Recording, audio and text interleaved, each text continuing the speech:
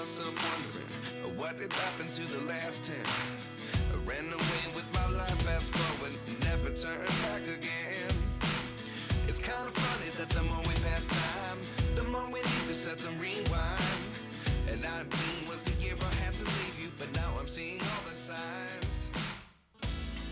Excited that he's here to help teach us and equip us, because honestly, as somebody like me that has mushroom murder in my history, if I can do a mushroom in a couple of weeks with this type of advice, I'm 100% convinced that you're going to be able to do the same for your family. So Adam, thank you so much. Okay, thank you. Hey everybody, I'm Adam Palo, and I'm half of the High Moon Farm team. Deidre's the other half. I don't know that I would call myself a genius. I think Chris is being very generous, but what I am is a mad scientist that has about 13 years of experience growing mushrooms in my home, and hopefully tonight I can teach you guys how to do the same, at least a little bit. We're going to kind of breeze over all the difficult lab work and focus on the easy part, which is the fruiting, which is what you can do in your home. Let's go ahead and talk about the mushroom life cycle to begin. Actually, let's talk about why you want to grow your own mushrooms to begin. That's a good question.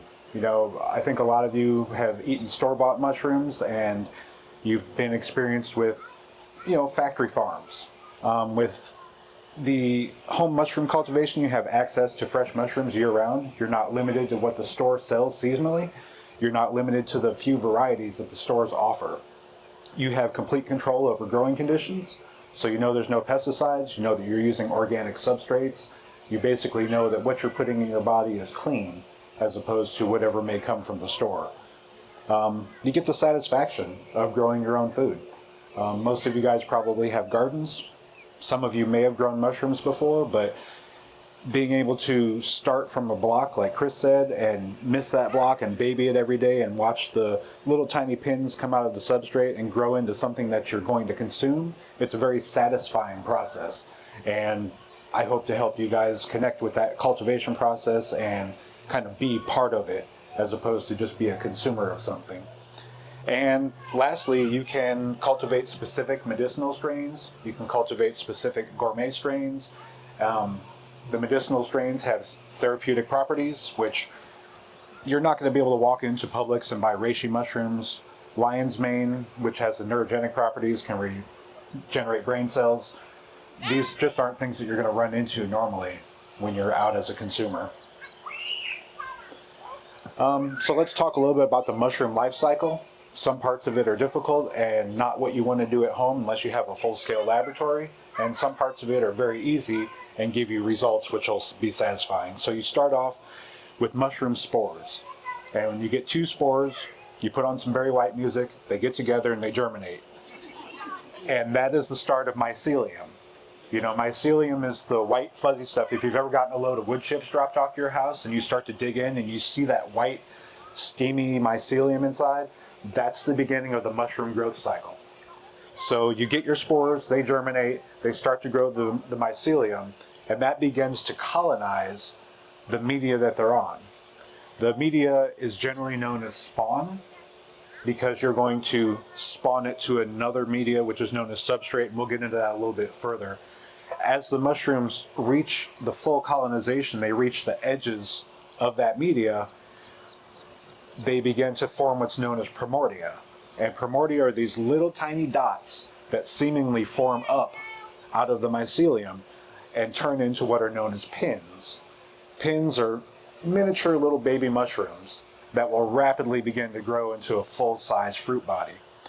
The fruit body development generally takes between 7 and 10 days, depending on the species, temperature, hydration content of the substrate. That's the magic time, is when you're watching something basically go from a dot to a complete full mushroom. And at the end of the life cycle, when that mushroom is grown to its full capacity, it begins to release spores, which is the reproductive cycle of the mushroom, and the whole thing starts all over again. It's basically the circle of life. So I'm going to talk to you a little bit about mushroom spawn. Again, you're probably at your level going to be purchasing spawn or fruiting blocks from someone like myself or an online vendor. So this is just kind of an overview. Grain spawn is the most common spawn. And basically what that is, it's rye berries, it's seeds like millet, oats, like horse oats, popcorn, and in some cases even coffee grounds. And with the grain spawn, it needs to be brought to a certain level of hydration so that you can germinate the endospore which is inside, because the endospore is going to want to fight against the mushroom growth itself. There's other types of spawn. There's sawdust spawn, and that's very common for all of the wood-loving species, like the lion's mane, like the reishi, the turkey tails, the shiitake. They are wood decomposing mushrooms, so they want the lignin content that is in the sawdust. You can also use wood chips for this process as well. The wine cap mushrooms love to grow on the wood chips. There's other types of spawn. If you've ever grown mushroom logs, you're purchasing plug spawn. And these are little wooden dowels that have been pasteurized and then inoculated with the mushroom spores or with the mushroom mycelium that you would drill holes into the logs and insert in there and then wax over, and then they will colonize the log itself until they reach full colonization, then they're ready to fruit. And then the last form of spawn is something known as liquid culture. And this is mushroom mycelium that is suspended in a nutrient-rich liquid solution that you can use to inoculate grain spawn or sometimes the substrate itself, which we'll move on to in a moment. If you've ever grown or seen people grow oyster mushrooms, a lot of the beginner tutorials, they grow them on coffee grounds. And they're generally inoculating with either a grain spawn, which is one of the seed types that we covered, or they're inoculating straight with a liquid culture, which is just the suspended mycelium, which kind of gives you a kickstart and a head start into the process. Substrate, let me go back here for 1 second. Mushroom spawn provides three things. It provides the primary nutrition for the mycelium, because as a grain and as a seed, it has a lot of nitrogen within. It provides the initial hydration because you're going to hydrate your grain spawn to about a 60% water capacity. And it provides multiple inoculation points. In the case of like the wine cap, you're going to break up that grain bag into, approximately 5,000 individual seeds and mix them throughout your substrate. Each one of those seeds is going to start to grow out the mycelium, and they will eventually interconnect and form a complete web that will start the fruiting process. Substrate is the material that you put the grain spawn into, and that provides secondary nutrition. It's generally not very high in nutritive value. It provides a proper airy texture so that your mushrooms do not suffocate, and it provides field capacity hydration. So when you're working with substrate, you're going to want to bring it up. Most of you probably know what field capacity is from gardening, but you want to bring it up to the point where you grab a handful and you squeeze it hard and you get maybe 2 or 3 drops of water that come out. You don't want a stream of water falling out. That's too much moisture for the mushrooms, and they will suffocate within that substrate. Mushroom substrate needs to be either pasteurized or sterilized to kill off any competing fungi and any bacteria that may want to overtake your mycelium. As Chris has talked about, it's very easy in the early stages of mushroom growth to kill off your mushrooms. And there's lots of factors that can go into it. When I moved to my most recent house, I went from city water to well water. And that well water contained rust bacteria, iron reducing bacteria, and it contained a sulfur bacteria. And those two bacteria, even through the pasteurization and sterilization processes, still were competing with my mushrooms and killing every project that I worked on for a period of about 6 months until I figured it out.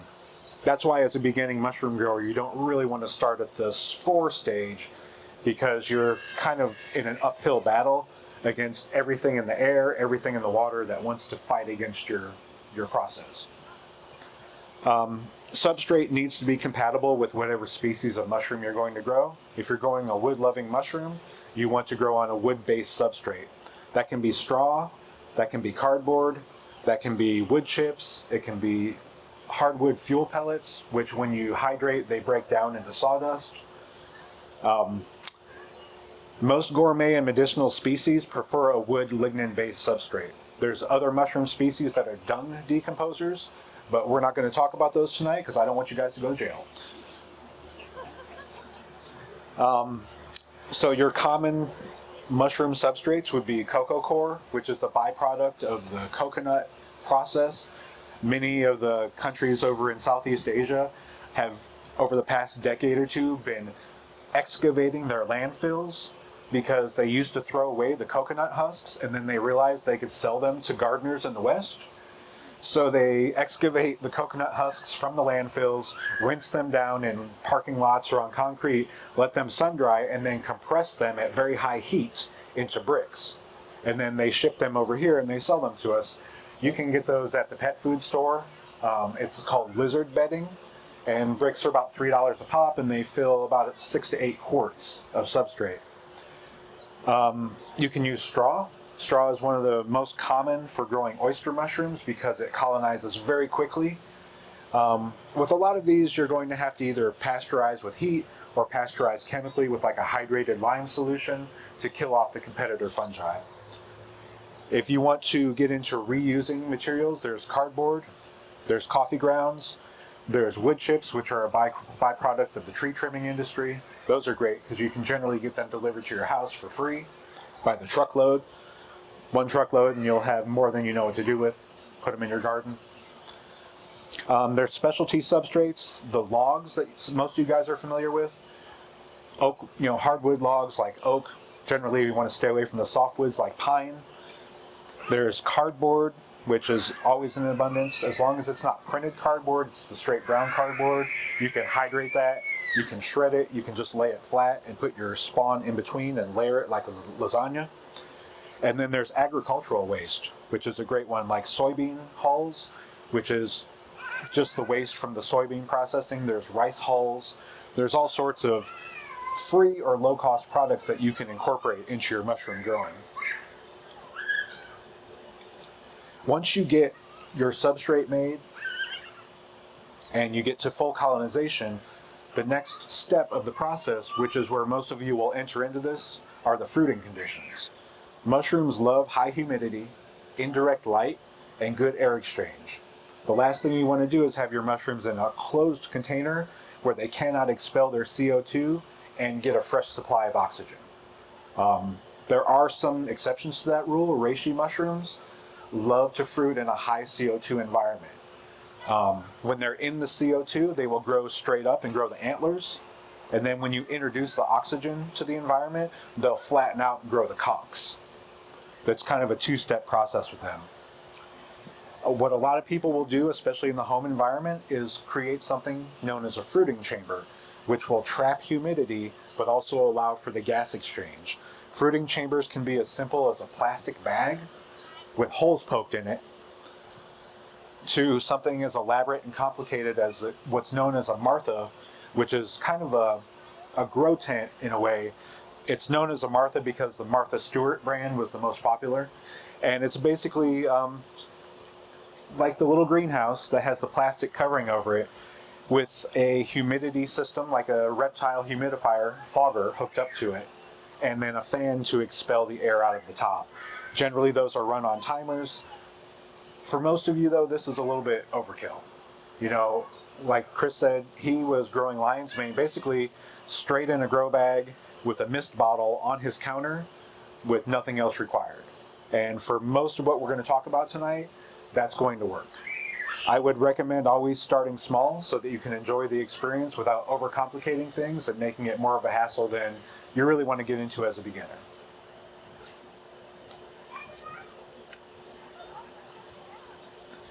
Two of the most common culinary mushrooms that you're wanting to grow as a beginner would be lion's mane and oyster mushrooms. They're delicious, they're very simple to grow, and if you start from a fruiting block, you're basically guaranteed success.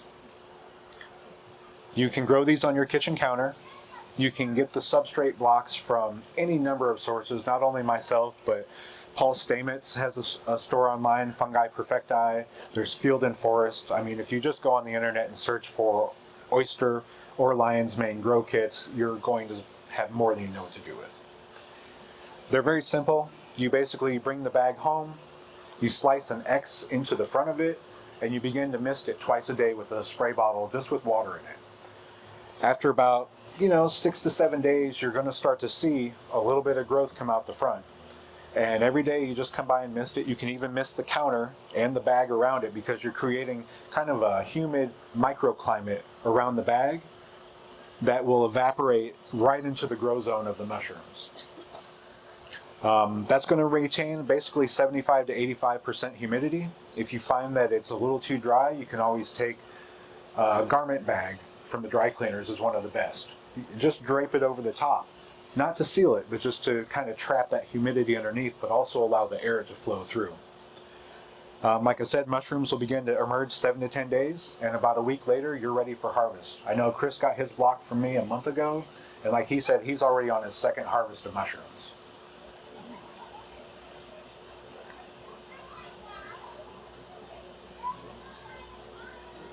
Wine cap mushrooms, which we'll talk about now, are probably the most popular permaculture mushroom because you can grow them outdoors. You don't need a fruiting chamber. All you need are wood chips. So if you have wood chips in your garden and your walk pathways, what you'll do is you'll find about a 5x5 area of essentially 25 square feet, and you're going to take a bag of spawn, grain spawn, break it up down to its smallest component, which are the seeds, mix it in with the wood chips, and then lay a light covering of wood chips on top, maybe an inch thick, and then keep that moist. Spray it on the spray setting. You don't want it to be waterlogged, but you just want it to be moist so that it doesn't dry out, because once the spawn dries out, it's going to really slow down the growth and probably not give you the colonization and the fruiting that you're looking for. Some people will cover that area with burlap or with a shade cloth to retain humidity, and you can just spray right on the burlap, and it will allow the airflow and the gas exchange, but it won't suffocate the mushrooms. Ideal fruiting conditions for wine cap, 60 to 75 degrees Fahrenheit and about 70-80% humidity. So you're going to inoculate those wood chips during the summertime, give them about 3 to 4 months to fully colonize, and when late fall and wintertime comes around, you're just going to see mushrooms popping up all around you. We did wine caps in our garden 2 years ago, and you're waiting and you're like, did I kill them? Did I get them too wet? Are the conditions not right? And next thing you know, they're everywhere. I mean, you'll just, with one bag of grain spawn in a 5x5 area, you're going to have more mushrooms than you really know what to do with. I hope that you own a dehydrator. We'll get to preservation at the end of the talk, but you really, you're just going to have more than you know what to do with. You can't eat them fast enough to go through them all. And that's part of the abundance of mushrooms, is that it only takes a little bit of effort on your part to have an abundance. And I know that's one of the permaculture principles, is just to be surrounded in abundance all the time. You'll be giving them away to friends. You'll be dehydrating them for later use. You'll be eating so many mushrooms you might actually get sick of them. Reishi mushroom is another one that's very popular with home cultivators. It's a medicinal mushroom as opposed to a culinary mushroom, so you're not going to want to pick these and eat them. They're very tough. It'd be like trying to eat a piece of dry leather. I don't recommend it. They're a medicinal mushroom. They have antioxidant and immune boosting properties. They're also an adaptogen, which Deidre knows a whole lot more about that, so I would leave that to her if you have questions about it. Reishi mushrooms, as I said before, they're most often grown in sealed poly bags because you're trying to maintain a very high CO2 environment to grow the antler stage. If you've ever looked at the reishi mushrooms online, a lot of times you'll see they're just straight, they're red, they look almost varnished, and they've got that little white tip on them. That is the antler stage. If you've seen them in the wild, they grow like that in the beginning, and then they flatten out into this oval-shaped, almost pancake on top. That's the conch stage. When you get your antlers in the bag as high as you want them, you can cut a little slit in the top of the bag to introduce oxygen, and that's going to cause them to flatten out and conch out. Some people will put them into a plastic tote and introduce like a reptile fogger to put humidity and airflow in there so that they can grow them out even larger. If you've looked online and if you've been in the wild, the traditional ones that we see growing around here tend to get, about 4 or 6 inches wide. There's places where there's higher humidity and where there's more airflow in the jungles where reishis can get to be 2 to 3 feet across. And it's species dependent as well, but introducing the oxygen is what causes them to flatten out and give you that really picture perfect reishi. But even in the antler stage, they still hold all the same medicinal properties. With reishi mushrooms, you want to keep them in indirect light. between 65 and 75 degrees, and you'll be misting the exterior of the bag twice daily during the conch stage if you've cut it. Those are really the three main mushrooms that I recommend for beginners because the fruiting period is so simple and generally quick. The reishis are kind of slow, probably looking at 2 months of growth in the bag before you actually cut the slits in to introduce the oxygen. But during that period, you're seeing growth every day. When you have your harvest, we're going to talk about preservation here. Once you harvest your mushrooms, there's a few ways you can go with it. With the edible mushrooms, you can put them in a paper bag in your refrigerator and probably get a solid week's worth of preservation. Maybe even 2 weeks, depending on if you put them down in the crisper. You can blanch them and freeze them and extend that out between 6 to 12 months. And it's a little bit species dependent, but that's a way to maintain them without having to purchase a dehydrator or get into the next step, which would be pickling, canning, and fermenting. With pickling, you would make a brine like you would for pickles. With canning, you're going to pressure cook them at 250 degrees, 15 psi. And with fermenting, you're going to cover them with a fluid and let the natural yeast and bacteria within them and on them start the fermentation process. And all of these will extend their life and give you an opportunity to enjoy them in different ways. I'm not a big fan of the pickled, the canned, or the fermented. It's just not my palate, but these are options for you. Generally, the preservation method that I prefer the most is dehydration. You can dehydrate mushrooms between 130 and 160 degrees. You can even go higher if you want, if your dehydrator does, but most of the home dehydrators top out at 165. And you want to let them go until they're cracker dry. You want to be able to take that mushroom and literally snap it like a cracker. If it's anything less than that, and you try to put them into storage media of some sort, like a mason jar, Tupperware, those mushrooms are going to rot. You need to have all of the moisture from those mushrooms out of them. This goes for lion's mane, goes for the oysters, reishi, everything. With that storage method, once you get them cracker dry and you put them into a sealed mason jar, you can store those for 1 to 2 years and continually come back to them.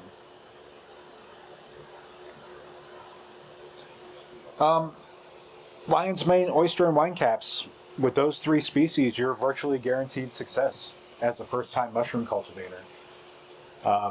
There's lots of other species. There's shiitake, which I didn't really go into too much, but it's because the fruiting period is so long. With shiitake mushrooms, they're going to be on your counter for 2 to 3 months before you actually have a fruiting body that you can harvest. That's why generally people will grow those on logs outdoors, because you just kind of get that log colonized, you stand it up in a shady, moist area, and you forget about it. You come by and check on it every couple of weeks, and they're growing, and then they're growing, and they're growing, but the start to finish process on those guys is months. Fruiting mushrooms, the species that we talked about, it's fun and it's easy. As long as you start out with a clean colonized block, there's not a whole lot for you to do other than maintain the humidity, maintain the airflow. It basically removes all of the difficult lab work where most people will fail in the beginning. I know that when I started growing mushrooms, I failed all the time. It was just one of those things. You're fighting against so many competitor species, and as a beginner, you don't have access to a mushroom laboratory. You don't have a sterile flow hood. You don't have the heat sealers and the sealed bags that you need to work with. Sometimes you can have issues with the water. There's just a million ways to fail. Sometimes just incorrect movement in front of the flow hood will cause contamination to go into your workspace.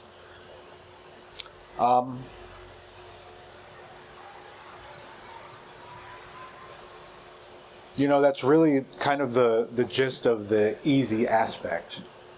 And I think I'd kind of like to open it up to QA. I think there's probably more questions than I have given answers, so I'm more used to talking to people as opposed to at people. So I'd really like to kind of field some questions and hopefully fill in the blanks. So let me just repeat the question. So she was asking about the fermentation process, and does that affect the extraction of the beta-glucans? So the beta-glucans are the really strong medicinal punch. It's kind of like the terpenes or the sequesterpenes that are in herbs. This would be the equivalent that's in the mushrooms. And some of it depends on the mushroom. So you're going to get all of it probably 80 to 90% of it, if it's a woody-based mushroom, so the reishis, the chagas, you know, that sort of thing.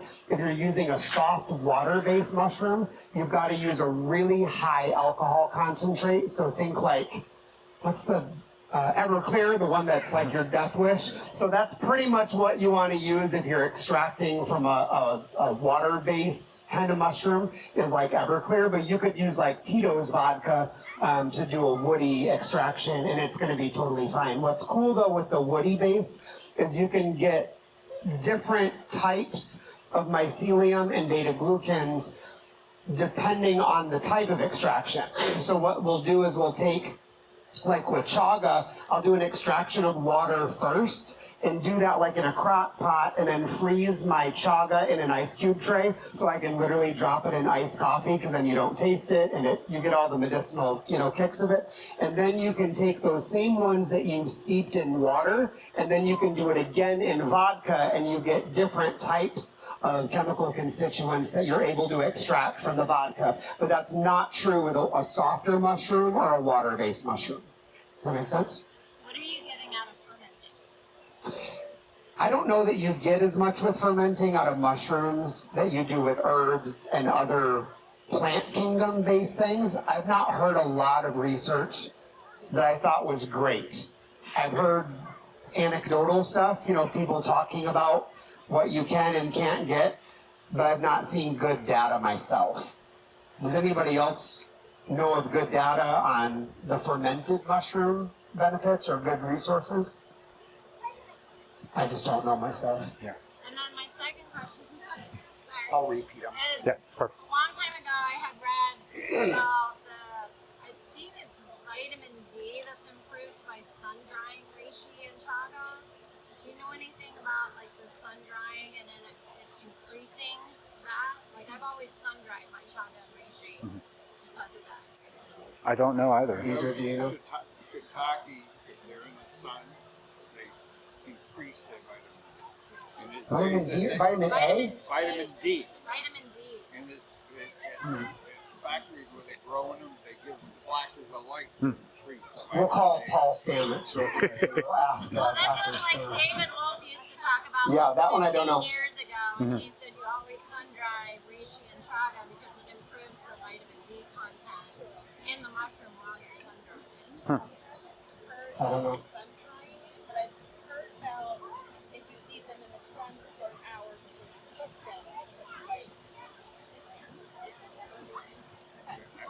If anybody has a link to it, please feel free to share those in the discussion for the event on Facebook. Because it's always good to share the resources, because we're all a bunch of nerds. So especially if you've got a link to a good scientific study or, you know, good news article, it's good to have that. So other questions, and I'm just going to repeat the questions here so that way we can get them on film. So the question is, when you dehydrate the mushrooms, how do you consume them afterwards? So for oysters, you would just reconstitute them into whatever you're consuming. Like if you're making a soup, if you're making, God, I just drew a blank. Basically, you would just reconstitute them with a liquid of your choice, a broth. For a lot of this is just for long-term storage purposes. Because the mushrooms start to degrade so quickly, this is just a way to freeze them in time so that you do have them later. I know with Deidre, she's made broth out of our wine caps and made stock out of them just by soaking them and boiling them to get all the constituents out of them and then discarding the fruit bodies and keeping that stock behind. You can eat them dehydrated too, right? It's like eating leather. Yeah, You can. I wouldn't consume the wine caps dehydrated, but the oysters are going to be very crunchy. The lion's mane is going to be very crunchy. Yeah. Maybe powdering it and then putting it into your food that way. I'll even powder some of them and do them in coffee, because a lot of those woody mushrooms, the coffee really kind of hides that a little bit. The softer ones are a little bit harder to disguise. So I'm a big fan of like traditional Chinese medicine or doing like Korean soup stock. So if you're doing a soup stock that has the Korean or Vietnamese or Taiwanese herbs in it, throwing in those mushrooms is really going to help a lot, especially in the yin category. And just so that's on film, generally speaking, mushrooms you should always cook. Even the button. You know, unless they're grown in a lab. Even then. Even then, yeah. So So to make sure I understand your question so we can all hear it, is that she was growing lion's mane mushrooms. Some of them became full, mature fruiting bodies, and then some started to rot and got too mature too quickly before they came to a full bloom. And she's wondering what may have caused that process and then how to adjust that process to prevent it going forward. Lion's mane can have a few minor issues. If they start to dry out too much, they'll turn brown. And you'll notice that the edges are getting a little bit dried out. But they're interesting because they need a high humidity, but they also need a lot of airflow. Did you have any sort of bag or anything draped over that? Yeah, that's what it sounds like to me. And what I would recommend if you, in the future, maybe even just a grocery bag from the store, go ahead and mist the mushrooms, mist the counter around it, and then just lightly drape it down, but leave, a couple inches at the bottom for airflow to get underneath there. And Like you may notice brown paper bag or like a no, the plastic. Okay. Plastic. And you may notice that the fruiting bodies develop a little bit better that way. I know that with lion's mane, I've seen some unusual growth. Sometimes it comes out looking like cauliflower. Sometimes it comes out looking like classic lion's mane with the teeth that hang down. I had one that came out that looked like a spiky puffball. And these all came from the same liquid culture syringe. So it's very dependent upon the environmental conditions sometimes, the actual morphology. That's cool. So for those that couldn't hear, so they had one larger first harvest on the lion's mane that was a lot bigger that came out. The second harvest started to come out and it was a lot smaller and more dense. Okay. And what caused that and what do you do to fix it? So absolutely, with the lion's mane, with the oysters, after you get that first flush and you've harvested your mushrooms, you can take packing tape and tape over that hole and then rotate the block and cut a brand new X, and you'll probably get a better second flush because there won't be a lot of material blocking that hole. Because when you cut it off, there's always going to be some sort of stump. And by taping that off and rotating the block and cutting a new X, you're basically exposing the fresh mycelium to the air at that point, and it's going to start to grow out a fresh mushroom. How many times can you do that? Like rotate it and cut, rotate it and cut? On a 5-pound block, basically like 3 flushes is probably going to be the max. And at that point, remove it from the plastic bag, put it out in your garden, and hope for the best. Oh, no. Like, do you have to break it up? And No. You just go ahead stick and in the garden? in a shady spot, spray it with the hose occasionally, keep it moist, and keep the area around it moist. Nice. And you should have that microclimate that That's you need awesome. to continue to get mushrooms. I love it. Each successive flush is going to be smaller, but you can still continue to get mushrooms. That's great. So like many people in Florida, she has well water. So wondering, how do I know if my well water is going to be safe for mushrooms, if it's going to have that iron bacteria that's inside the well water, and then what do you do to get rid of that? In laboratory conditions, I would recommend using spring water. But for outdoor beds like the wine cap, as long as we're getting some rainfall in between those drippings and waterings, the rainwater is going to push that through. So the actual rainwater will be hydrating your bed. When we were doing our outdoor wine cap bed last year, I didn't really notice any negative effects from the well water, because our outdoor garden water is completely unfiltered. And I didn't notice that was inhibiting the mycelia growth because we were getting rainfall in between. Our hose bibs are not on our water. Right. Yeah. I would go ahead and use the hose water when you have to, and then pray for rain in between. Yeah. And I will say the water softener is probably the worst of those evils because the salt is going to sterilize, So wondering about when you have mulch or wood chips, how long does it need to sit? Does it need to be fresh? Can you use old mulch before you grow something like wine caps in it? Otherwise, are you competing with other weird fungi or bacteria? Generally speaking, you want as fresh a mulch as you can get. Because if you've gotten mulch dropped off at your place before, you already know that within 5-7 days, there's other mycelium growing in there. And there's just so much in the air that's landing on it. There's so much that was already on it before it went through the chipper that it's kind of an ideal environment for any fungi to grow on. So you want to get as fresh as possible, inoculate it with your spawn so that your spawn can be the one that outpaces everything else. And I do know as far as like pine or the other hardwoods, pine, the saponids in it are going to last for about 4 to 6 weeks, and those are antifungal. So for 4 to 6 weeks, like the saponids are going to nullify pretty much anything, but oaks you know, after about a week, most of that water content is gone. But if it's going to be a pine species or anything in the pinus category, those saponids are going to last a lot longer. So her question was in regards to when you're done with your brick, your 5-pound brick, you're wanting to go bury it in the yard. If you don't have a yard or you don't want to put it out in the yard, could you essentially do that in the house in a bin, like in a pot, and just cover it with soil and mulch and have a similar effect? Yeah, absolutely. There's a fruiting chamber that you can find information for online. It's called a monotub, and it's basically like a 66-quart clear plastic tub. You're going to drill some 2-inch holes into it, and you're going to stuff pillow stuffing into those holes. And what that will do is it'll retain the humidity, but also allow for the gases to exchange. There's a certain pattern where there's 2 holes on each of the wide sides down low, and then there's 1 hole on each of the tall sides up high. And what that allows is for a circulation of air through there, but the pillow stuffing, which is called polyfill, will retain the humidity inside the tub.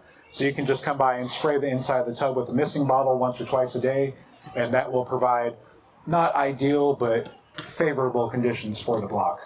Okay. Do you have a recommendation on what kind of soil? I actually wouldn't use soil in that regard. I would just go ahead and put the block in the tub with the plastic taken off, and then just mist the inside walls of the tub so that you've got evaporation going on as the air is being exchanged. Could you put wood chips in the tub with it? You could put wood chips in the tub. The only problem is that when the block sees uncolonized material, it's going to try to colonize that material. Some people will put vermiculite in the bottom, which is non-nutritious, and moisten that so that it will give a little bit of a humidity effect as the water evaporates. There's another type of fruiting chamber you can use. It's called the shotgun fruiting chamber, where you drill a 1/4-inch hole every 2 inches in every direction. It kind of looks like it's been shot with a shotgun. And you put about 3 to 4 inches of wet perlite in the bottom, and then elevate that on soup cans or mason jars or something so the air can flow up through the bottom, out the lid. And that basically creates a humid environment and encourages the airflow that you need. You just don't want to set the block right on the perlite. You have to give yourself like some tin foil or a wire mesh or something that elevates it off the perlite, so even the bottom will get that recirculation effect. That's cool. So with a tent, what is the best option for a humidifier? Okay. Generally, you're going to want to use an ultrasonic humidifier. The easiest way for the home cultivator to get into it would be to use a reptile fogger. They're about $30 to $50, and they just pump out a continuous fog. The only other consideration is you need some sort of liner on the bottom or a bin to collect any condensation that drips, and you need a fan to exhaust out the top to circulate that air constantly. And which type of fan is it? Just like a little small 6-inch oscillating fan. As long as you've got a slit at the top where it can kind of pump it out the top, you're fine. And then some people will use environmental controllers that will turn the fan on and off and turn the fogger on and off. Or you can get a 15-minute timer where you can set it in 15-minute increments and just have it come on to suit the humidity requirements. I've heard that you're supposed to be careful growing oyster mushrooms indoors because if you have humidity issues in your house, they'll grow in your walls and stuff. Is that a thing? So oyster mushrooms can be a bit of a challenge inside. Yeah. I know that they have a very, very heavy spore load. And if you grow repeatedly over and over and over, some people have actually developed allergies to the spores because they just dump so many spores. Yeah. It may be one of those mushrooms that you want to grow in a monotub or other fruiting chamber that has the polyfill to prevent the spores from escaping, but still allowing the humidity retention and the gas exchange. Thank you so much. Thank you. So did you bring any bricks today? I did not tonight. Did not? Are you going to have any next month, do you think? I probably will. I almost Can we peer pressure you into bringing some next month? You can. I'm about a week behind, so the ones that I have right now, they just weren't quite ready to bring tonight, but they will be ready in a week. Okay. We don't have our mailing list, but if you want to follow us on Instagram at High Moon Farm. Yeah, the High Moon Farm Instagram, we posted, I think, in the links online, so you can look those up.